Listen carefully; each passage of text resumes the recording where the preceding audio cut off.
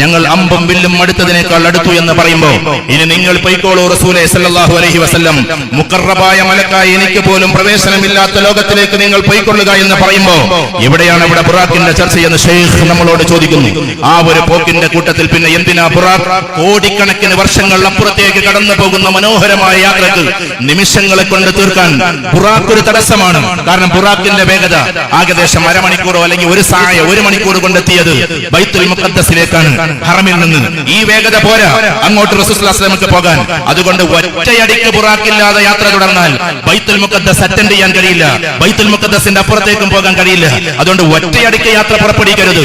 അതിന്റെ time duration ഒന്ന് കുറക്കണം, അതിന്റേതായ അവസ്ഥയൊന്ന് കുറക്കണം. അങ്ങനെ കുറച്ചു കൊടുക്കാൻ വേണ്ടിയാണ് സത്യത്തിൽ ബുറാഖിനെ ഏർപ്പാടാക്കിയത്. കുറച്ചു നേരത്തേക്ക് സ്പീഡ് കുറക്കാൻ. സ്പീഡോമീറ്ററിന്റെ കുറവാണ് ബുറാഖ്, അതിനപ്പുറത്തേക്കാണ് യഥാർത്ഥ സഞ്ചാരം. ആ സഞ്ചാരത്തിൽ ബുറാഖ് പോലും ആവശ്യമില്ല. കാരണം ബുറാഖ് അല്ലാഹുവിന്റെ ഒരു സൃഷ്ടിയാണ്.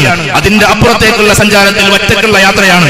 ഏറ്റവും അടുത്തവനായ മലക്ക് ജിബ്രീൽ അലൈഹിസ്സലാത്തു വസ്സലാം പോലും വഴിമാറി നിൽക്കേണ്ടുന്ന വല്ലാത്തൊരു ആത്മപരിരംഭണത്തിന്റെ ആനന്ദ പരമാനന്ദ സായൂജ്യ നിർവൃതിയിൽ അല്ലാഹുവും അവന്റെ റസൂലും മാത്രം സല്ലല്ലാഹു അലൈഹി വസല്ലം, മീഡിയേറ്റേഴ്സ് ആരുടെയും ആവശ്യമില്ല എന്ന് അല്ലാഹു പറയുന്നു. ഇവിടെ നമ്മുടെ മലക്ക് ജിബ്രീൽ അലൈഹിസ്സലാത്തു വസ്സലാം അങ്ങോട്ട് മാറി നിന്നുവെങ്കിൽ ഇത് പലയിടത്തും മാറി നിന്നിട്ടുണ്ട്. ജിബ്രീൽ അലൈഹിസ്സലാത്തു വസ്സലാം മാറി നിന്ന ഒരു രംഗമാണ് ഇബ്രാഹിം അലൈഹിസ്സലാത്തു വസ്സലാമയെ തീയിലേക്ക് എറിഞ്ഞപ്പോ എറിയുന്നതിന് മുമ്പ് ജിബ്രീൽ അലൈഹിസ്സലാത്തു വസ്സലാം വന്നിട്ട് പറയുന്നുണ്ട്, ഞാൻ ഏറ്റെടുത്തുകൊള്ളാം, ഞാൻ നിങ്ങളെ സഹായിക്കാൻ വേണ്ടി വന്നതാണ്.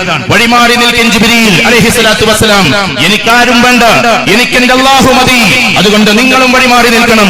നിങ്ങളും അല്ലാഹുവിലേക്ക് ആവശ്യക്കാരനാണ്, നിങ്ങളും അല്ലാഹുവിലേക്ക് ആവശ്യക്കാരൻ, നിങ്ങളും അല്ലാഹുവിന്റെ സൃഷ്ടി. എനിക്ക് വേണ്ടത് അല്ലാഹുവിനെയാണ്. തഫ്സീർ എടുത്ത് പരിശോധിച്ചു നോക്ക്.